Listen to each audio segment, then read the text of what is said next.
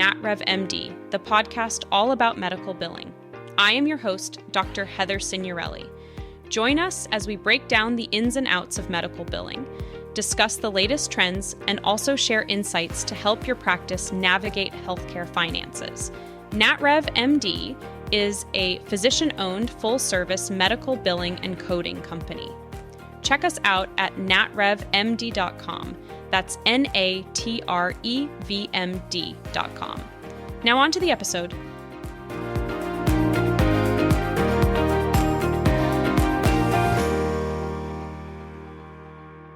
This week's podcast is going to be all about answering the question of why is my in-house billing team overwhelmed?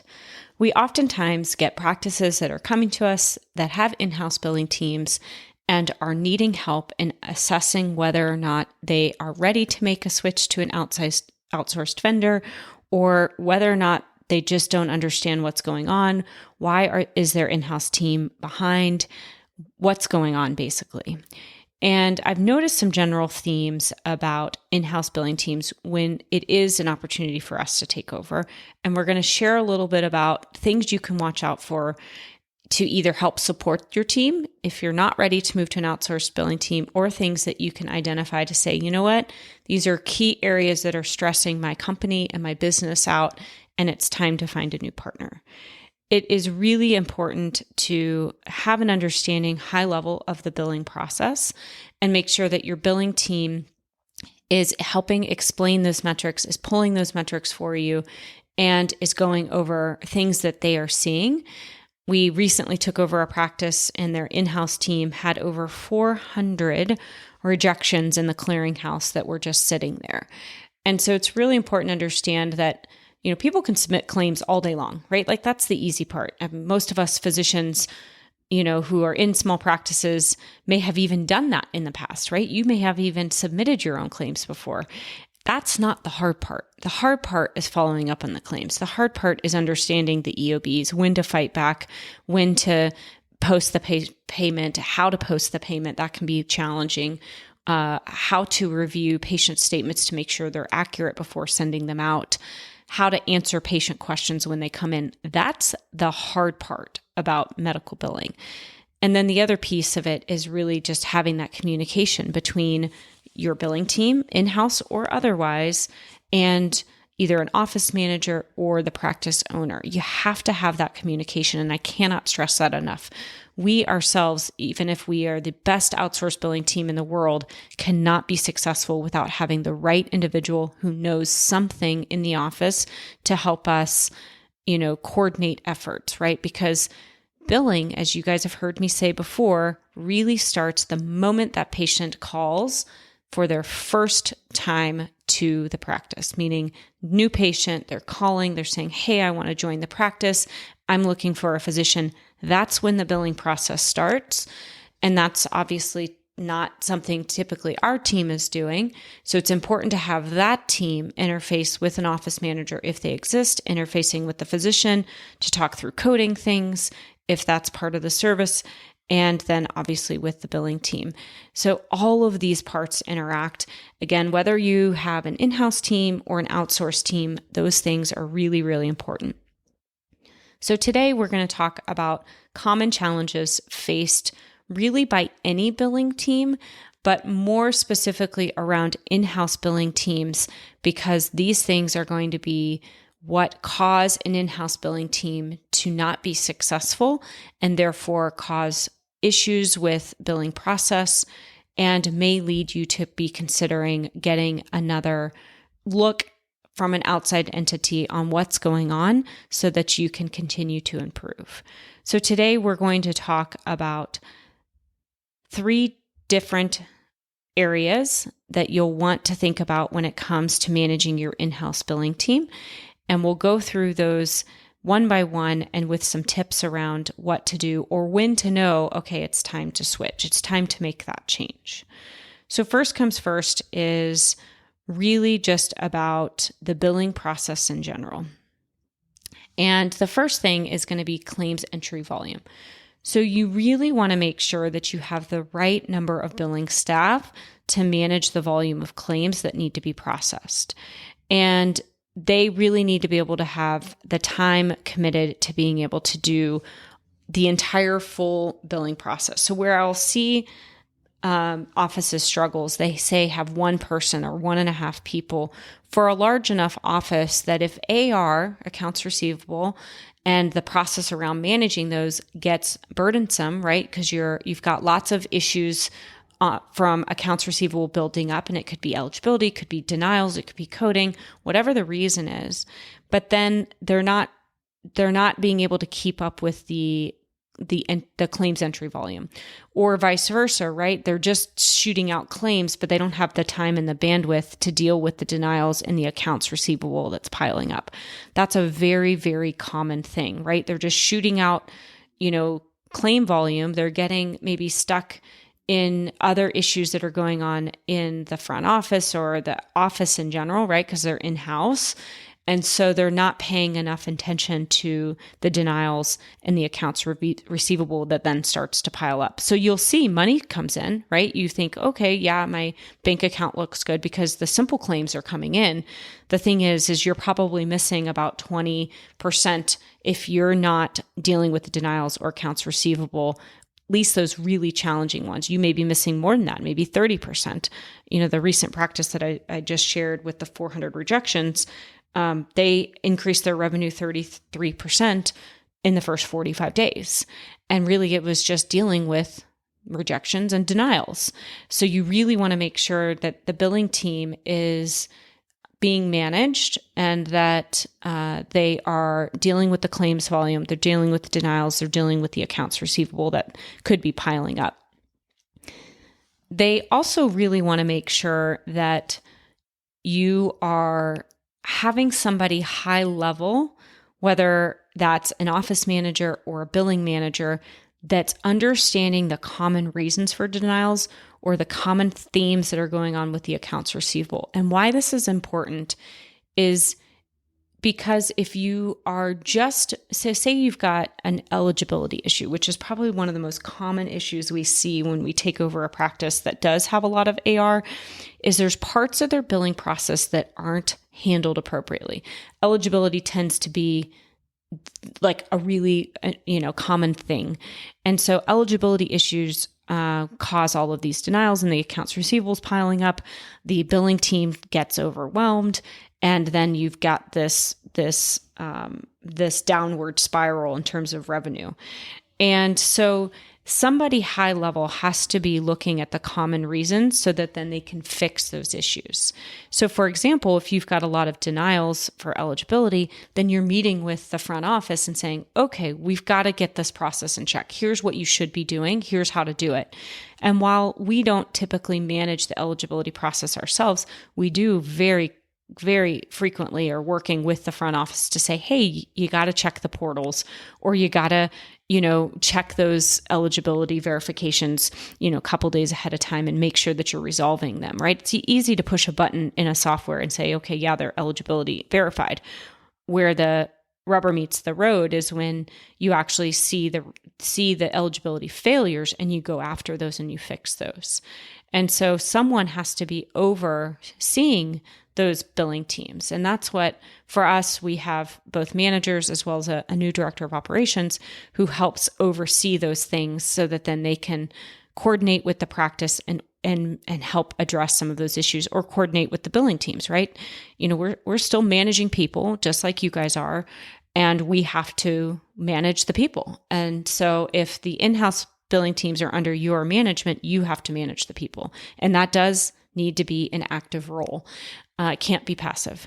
So really, really important to have a team that's being managed appropriately. And sometimes you'll get lucky where, you have a manager type person, they're also doing your billing. And so they're doing kind of a dual role. But then you have to think through, okay, what if that person leaves? What if they get sick? What if they have a family, issue that comes up? How do you then safeguard your practice if it's just that one person or 1.5 people and you have turnover? And that has been nice with our company is we now have a large enough team, we're 30, 35 individuals, a large management staff that now cross train on each other's practices so that, if that were to happen, we're able to cover that more easily. But in a smaller practice where you have 1 or 2 billing people, that may become challenging. So really important to kind of think through these common challenges, right? Think about denials, think about accounts receivable, think about claims volume. Are they able to keep up with all of those? Are they also able to handle those high level views of what's going on with the billing process and help the office fix those? We touched on training front office staff. Really, really important that when you're picking up those high level issues, right? Like for example, eligibility, that then you've got somebody interfacing to train the office staff. So for us, we're often working with the office manager or maybe the front office directly on the right eligibility and billing procedures so that they can have a collaborative approach to fixing that and communication on if we're seeing improvement. And, for example, we had some processes we improved in a practice this past week and they implemented and we're already seeing denials go from, 20% or rejections from 20% down to less than 5%. So it's those sort of tweaks and feedback that allow the team to be successful. The next area you want to think about as you're evaluating your in-house billing team is what is their level of expertise. So for medical billing, there is being a certified medical biller and there's being a certified coder. And you may not need a coder, but it's important to understand what level of expertise your team does have. So if you do have a coder on the team, what is their role in helping manage some of the denials? Are they helping teach the physicians? Do they do coding audits? Do you need that? If they are truly billing and just billing, they may not need to be a coder. However, if you do start to have struggles with certain coding and denials and understanding if you're getting the right reimbursement, you may need a coder to do an occasional coding audit. And we do coding audits for in-house billing teams frequently. And that is one thing you could outsource and try out if you're still wanting to keep your in-house team and just assess how things are going. So you'll want to have a team that has the right expertise for the services that you need and want to have a team that has the knowledge for resolving, certain billing issues that you have, right? So you'll want to have the right number of individuals and the right team members that have the knowledge to get through some of the denials that you may be seeing in your practice. We'll sometimes have folks consult us because they have a lot of AR, they can't figure out how to manage the AR, and they're needing help and support there. To me, that may mean that you may not have the right billing team with the right level of expertise to help manage that. Obviously, one of the advantages of having a larger team is that you do have multiple team members that are able to have a level of expertise from different practice settings or different subspecialties or coding backgrounds that allow them to help solve problems that maybe a beginning or even a, early in career medical biller may not have had exposure to. So that's one of the benefits of having access to a larger team that maybe is outsourced, that then you can help manage those complex issues quicker and be able to manage those by, leaning on the team and getting through some of those concerns. Last but not least, you're going to want to make sure that the billing team, your in-house billing team, really understands billing metrics and really is able to communicate that to you on a monthly basis at minimum. Obviously, you want to be able to understand who's tracking what on a daily, weekly basis and how they're being able to catch larger process issues by looking at those metrics and how they're communicating to you on a monthly basis. This is truly not negotiable. And it's one thing to have revenue metrics, right? Gross revenue, accounts receivable, and really looking at that in your software, right? Many softwares today, you can kind of have a high level view of that. That's not the hard part. The hard part is then taking that information, looking at your AR over 90 days, looking at the reasons for the AR over 90 days, and making sure that the team is tracking that and resolving that. One of our managers actually put into a process where she is actually pulling from the billing team the top denial reasons, and then they come up with strategies every month to address each of those with the practice. So those are sort of the things that are necessary to go on behind the scenes, and those things need to be communicated to the practice on a regular basis. So it's really, really important that when you're thinking about, gosh, why could my in-house billing team be overwhelmed? You think about the billing process, think about claims volume, think about, what denials, what accounts receivable is piling up.